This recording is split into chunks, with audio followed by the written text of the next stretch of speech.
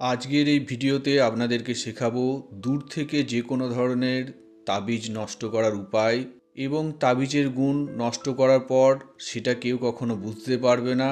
এই সপ্তাহে কামাখ্যা মায়ের আসল কাপড় প্রদান করা হয়েছে বাংলাদেশের ঢাকা মাটিকাটা থেকে রসুল ওসমান, এবং এই সপ্তাহে কামাখ্যা মায়ের আসল সিঁদুর প্রদান করা হয়েছে পশ্চিমবঙ্গের পূর্ব বর্ধমান কাটোয়া থেকে রাকেশ সিংহ। ভিডিওতে আপনারা একটা স্বয়ংসিদ্ধ মন্ত্র দেখতেই পাচ্ছেন। প্রথমে এই মন্ত্রটাকে ভালো করে মুখস্থ করে নেবেন।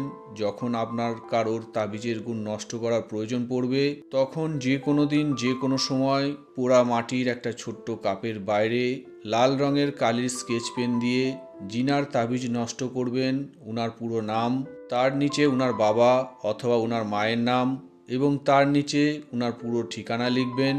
আগে থেকে সংগ্রহ করা 3টে আলাদা আলাদা পুকুরের জল দিয়ে মাটির কাপটাকে পূর্ণ করে আপনার ডান হাতে তালুতে রেখে বড় করে একটা নিঃশ্বাস নিয়ে নিঃশ্বাসটা আটকে মনে মনে মন্ত্রটা একবার জপ করে হাতে রাখা মাটির কাপে একখানা ফু দিয়ে নিঃশ্বাসটাকে ছাড়বেন।